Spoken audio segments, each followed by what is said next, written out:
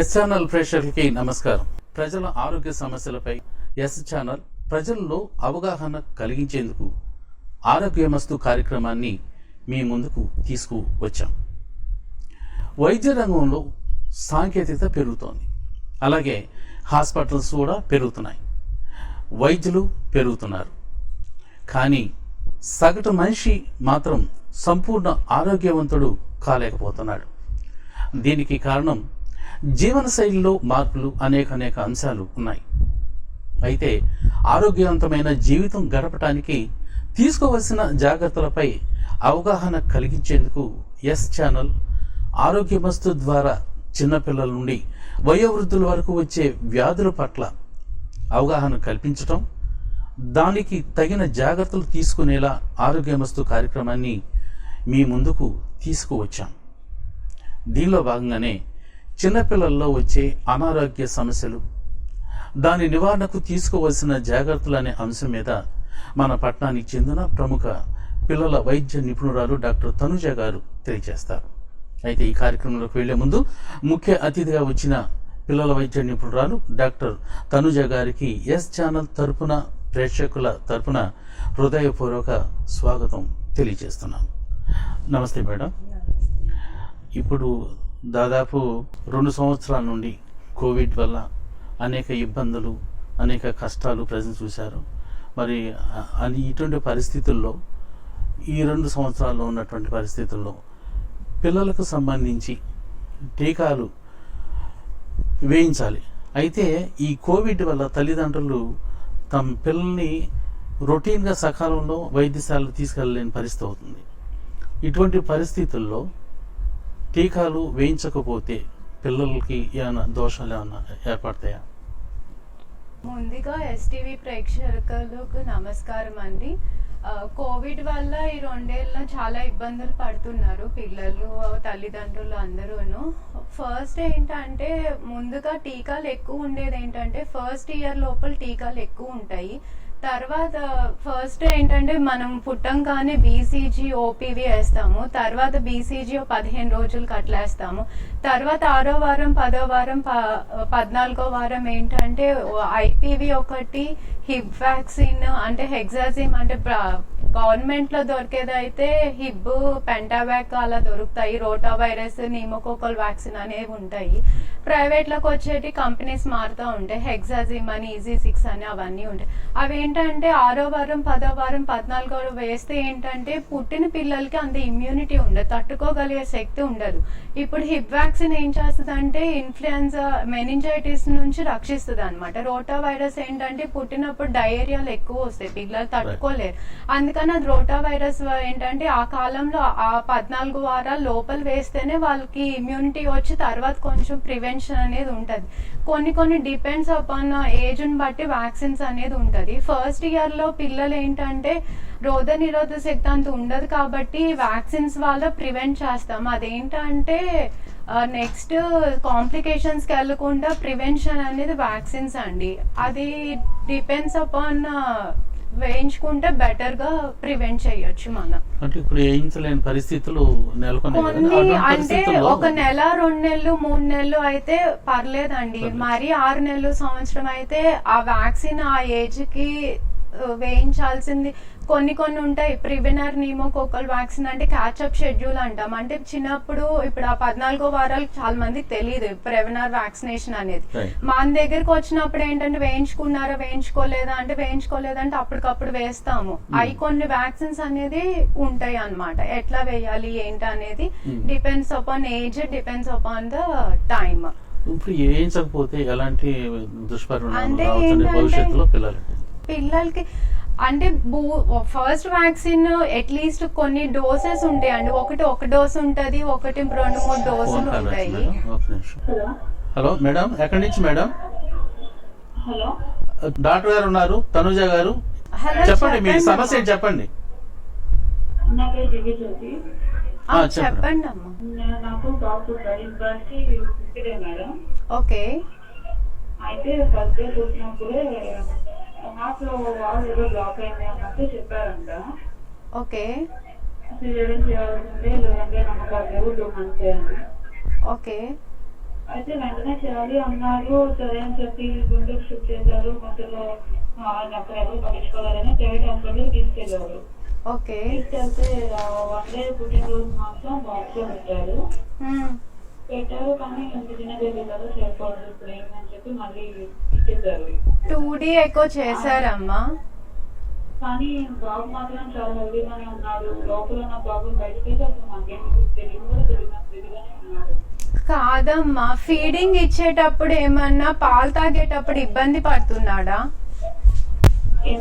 పాలు తాగేటప్పుడు ఏమన్నా ఆయాసం కానీ నీల రంగులోకి రావడం కానీ ఏమన్నా ఉందా? అవి ఏం లేదు మేడం, నార్మల్ గానే ఉన్నాడు. మరి పాలు బానే తాగుతున్నాడా? ముందే తీసుకెళ్లారు. ఆయాసంగా ఏమన్నా ఉన్నారా? ఆయాసపడుతున్నట్టు కూడా ఏం లేదు మేడం. మరి 2D ఎక్కువ చేశారా? వాళ్ళు స్కాన్ చేశారు. స్కాన్ లో కలన ప్రాబ్లం చెప్పి చూపించి చెప్పారంట. అవునమ్మా, స్కాన్ లో ఏంటంటే పుట్టిన పిల్లల్లో గుండె జబ్బులు వస్తాయి. అవి 2 రకాలుగా ఉంటది. Cyanotic heart disease, acyanotic heart disease అంటాం. చిన్న హోల్ ఉందంటే ఒక ఏజ్ వచ్చేటప్పుడు దాని అంతటికి అదే పూడిపోతుంది అనమాట. అదేమంత ప్రమాదం ఉండదు. 2D ఎకో దానికి చూసుకోవాలమ్మా. 2D ఎకోలో తెలుస్తుంది సైనోటిక్ హార్ట్ డిసీజా ఏసైనా. కొన్ని ఏంటంటే ఆపరేషన్ లేకుండానే నయం అవుతుంది. కొన్ని ఏంటంటే ఆపరేషన్ చేయాల్సిన పరిస్థితి ఉంటది. కొన్ని ఏంటంటే వాటంతటికి అవే పూడిపోతుంది. రకరకాలుగా ఉంటది. అది 2D ఎకోని బట్టి పీడియాట్రిక్ కార్డియాలజిస్ట్ దగ్గర తీసుకెళ్తే వాళ్ళు చెప్తారు. కొన్ని ఏంటంటే మెడిసిన్స్ తోనే తగ్గిపోతుంది అమ్మా. బీపీ ఒకటి చూస్తాము, తర్వాత ఆయాసం ఏమైనా ఉందా చూస్తాము. అవన్నీ చూసుకొని మెడిసిన్స్ లేకపోతే సర్జరీ అనే చెప్తారు. ఓకే మేడం, ఇప్పుడు అది ఆ వ్యాక్సినేషన్ కనుక ఇప్పుడు తీసుకోకపోతే పిల్లలకి ఇబ్బంది అనేది అంటే వ్యాక్సిన్స్ అనేది ఒక డోసు 2 డోసులు 3 డోసులు అని ఉంటాయి అండి. బూస్టర్ డోస్ కొంచెం లేట్ అయినా కూడా ఏంటంటే ఫస్ట్ డోస్ సెకండ్ డోస్ వల్ల ఏంటంటే మనకి యాంటీబాడీస్ డెవలప్ అవుతుంది. కానీ బూస్టర్ డోస్ కొంచెం డిలే అయినా కూడా ఇబ్బంది ఉండదు. ఇనీషియల్ వ్యాక్సిన్ అనేది మాత్రం కరెక్ట్ ఏజ్ ప్రకారం చేయించుకుంటేనే బెటర్ గా ఉంటది. ఓకే మేడం, ఇప్పుడు పిల్లల్లో చంటి పిల్లల్లో జాండీస్ వస్తూ ఉంటుంది. ఇప్పుడు ఈ జాండీస్ రాకుండా ఉండాలంటే ఏంటి పరిస్థితి? ముందుగా మనం ఎట్లా గుర్తించాలి? అసలు పుట్టిన పిల్లలు ప్రతి ఒక్కరికి జాండీస్ వస్తుందండి. 2nd డే 3rd డే కానీ అపీర్ అవుతుంది. అదేంటంటే మనం ఫిజియలాజికల్ జాండీస్ అంటాము.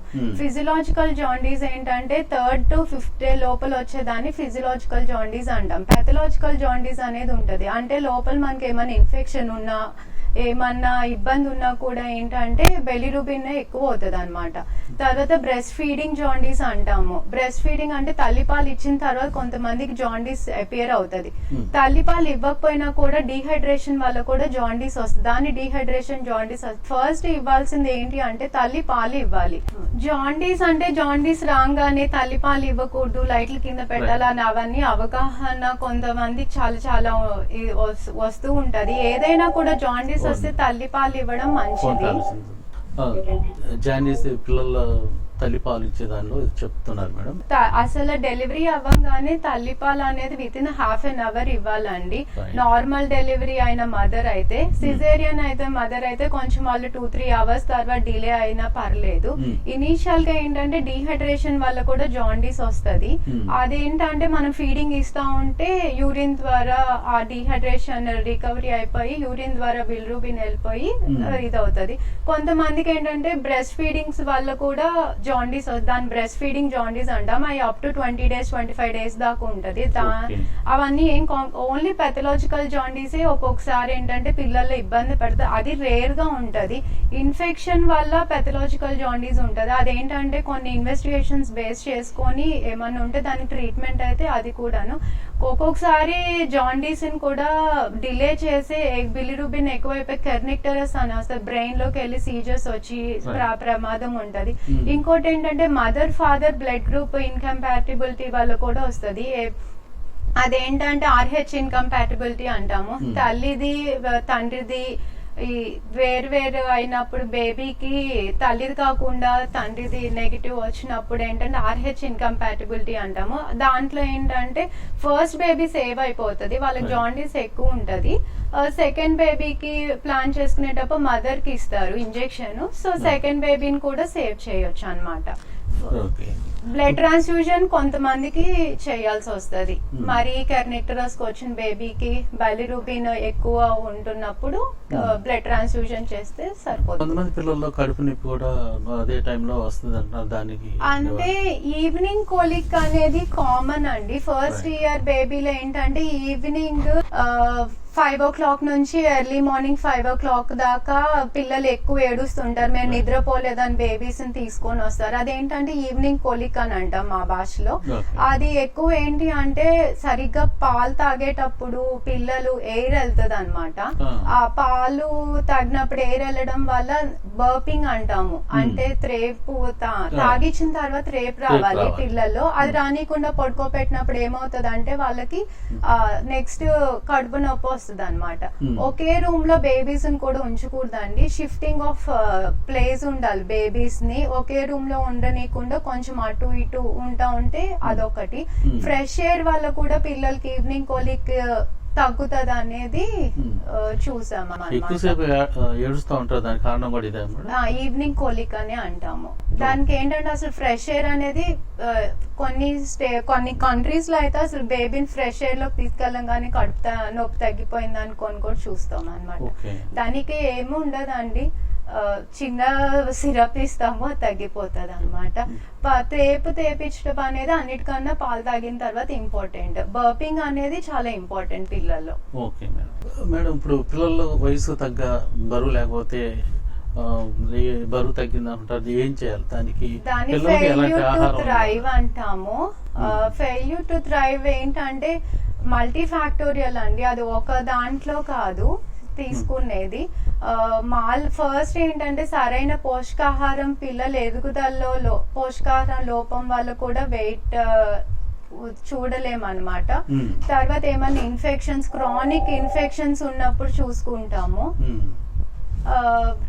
ఏమన్నా తర్వాత వంశపారంపర్యంలో సన్నగానే ఉంటారు, అవన్నీ ఉంటాయి అన్నమాట. కొన్ని డిసీజెస్ ఉంటాయి, క్రానిక్ డిసీజెస్ అనేది పిల్లల్లో, దాంట్లో కూడా వెయిట్ గెయిన్ అనేది ఉండదు.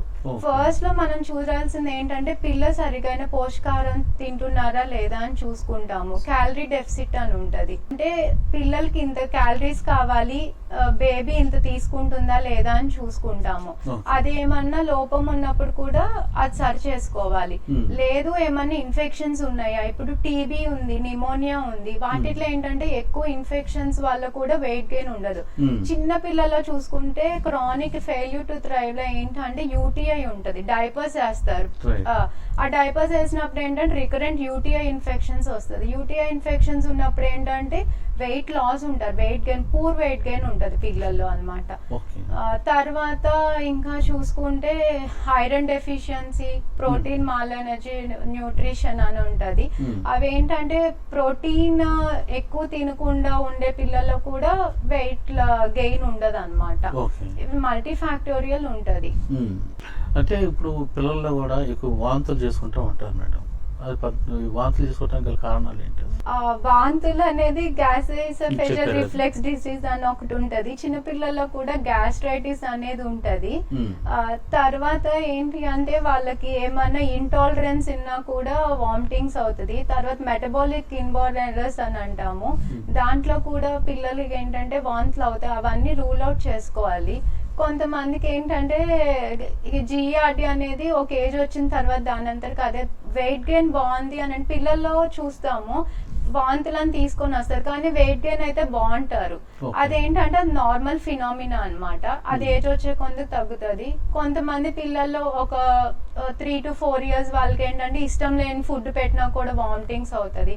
అదేంటంటే కాజ్ చూసుకొని దాన్ని ఎవాల్యుయేట్ చేసుకుంటే సరిపోతుంది.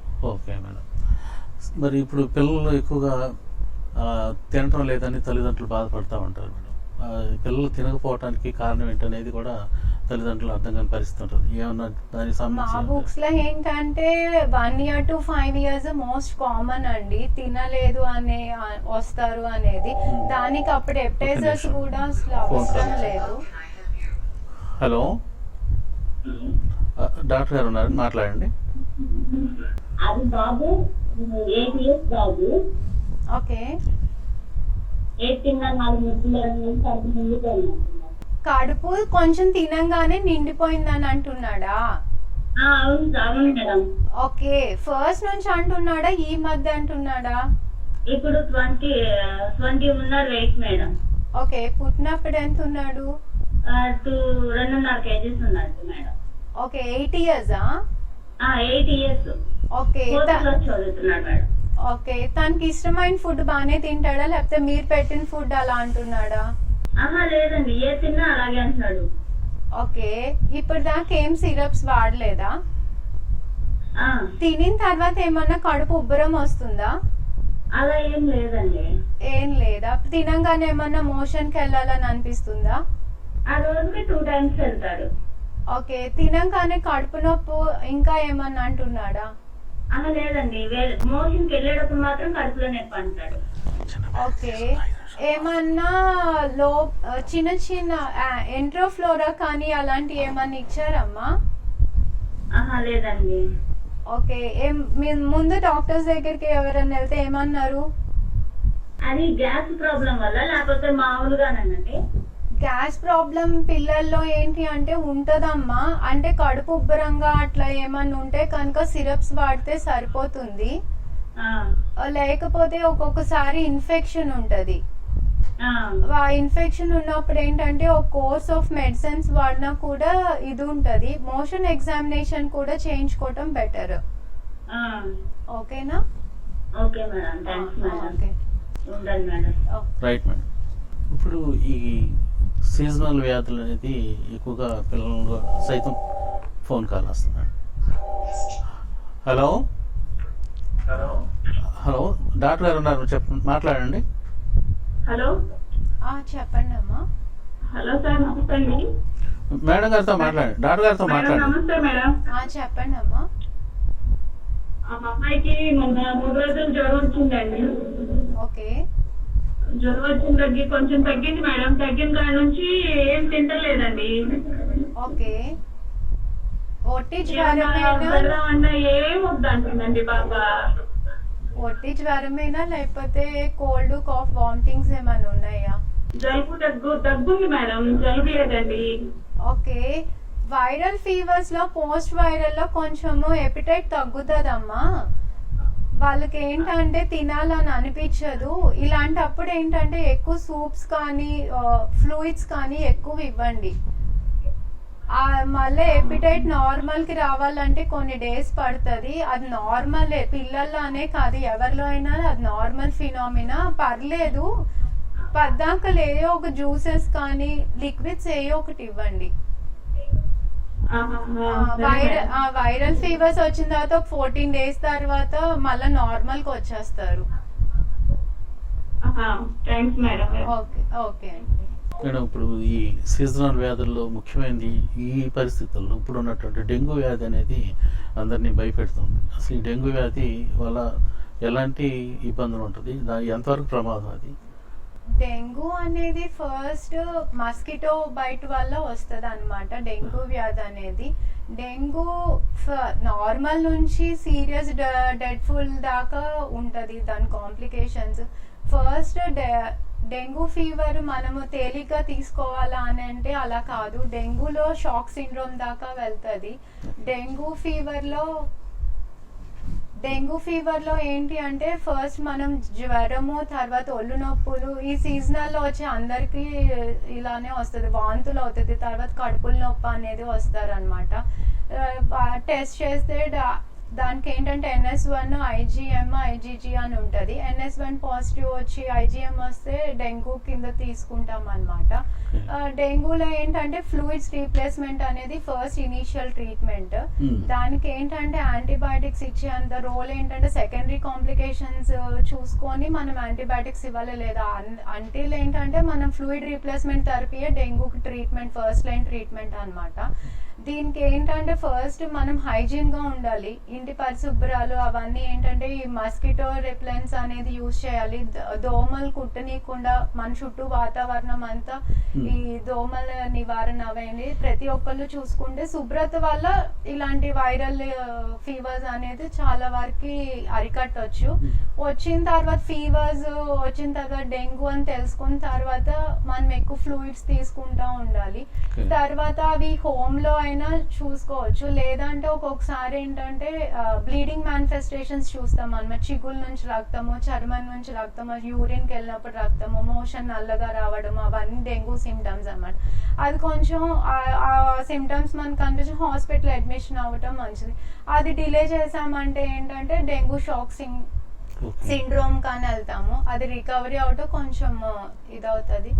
అవి ఏంటంటే డెంగ్యూ రికవరీ అవ్వడము అవన్నీ ఏంటంటే ఇనీషియల్ మనం ఐడెంటిఫై చేసి సరైన ట్రీట్మెంట్ ఆ ప్లేట్లెట్స్ తగ్గుతాయి అండి. మనం ఏంటంటే ఫ్లూయిడ్ రీప్లేస్మెంట్ ఇస్తా ఉంటే ప్లేట్లెట్స్ అంత తొందరగా తగ్గదు అనమాట. ఇనీషియల్ మనం ఐడెంటిఫై చేసుకొని కరెక్ట్ ట్రీట్మెంట్ తీసుకుంటే డెంగ్యూని కూడా అదే మస్కిటో అనేది అంటే మేము ఉన్నాం ఇంత ముందు అంటే మోకాలు కింద వరకు కొడుతుంది అని చెప్పి అది అంటే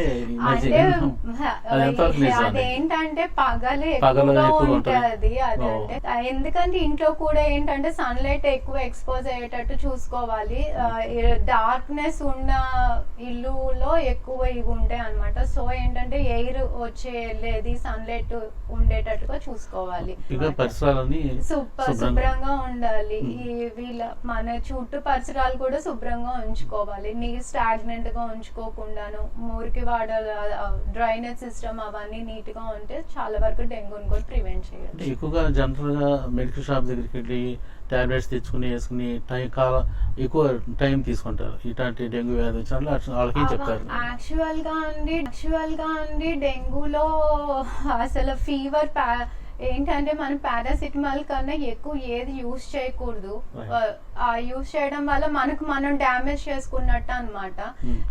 ఫీవర్ యాంటీబయాటిక్ రోల్ అనేది డెంగ్యూలో చాలా తక్కువ ఉంటది. అదేంటంటే సెకండరీ ఇన్ఫెక్షన్స్ ని ప్రివెంట్ చేయడానికి డాక్టర్స్ ఏంటంటే ఇలా సెకండరీ ఇన్ఫెక్షన్స్ లోకి వెళ్తున్నప్పుడే యాంటీబయాటిక్స్ యూజ్ చేస్తారనమాట. ఇది వైరల్ బ్యాక్టీరియా యాంటీబయాటిక్స్ అనేది డంప్ చేయకూడదు ఎక్కువగా కూడా.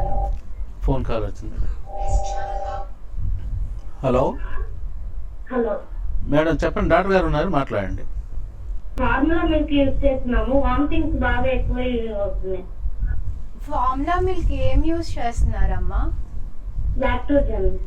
ఓకే, మీ మిల్క్ ఏమైంది? అంటే ఎక్కువ లేవు, కొంచెం లెస్ గా ఉన్నాయి. అప్పుడప్పుడు మా మిల్క్. ఓకే, మీ మిల్క్ తాగినప్పుడు వామిటింగ్స్ అవ్వట్లేదా? అవ్వట్లా.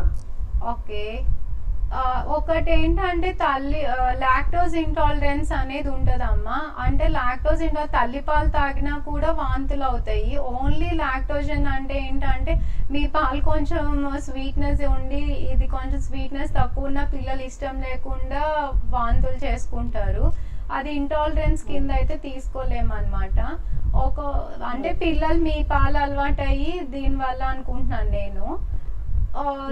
ఇంకోటి ఏంటి అంటే కర్డీ వామిటింగ్స్ అయితే నార్మల్ అమ్మ. పాలు తాగినట్టు కక్కేస్తుంటేనే ఇబ్బంది.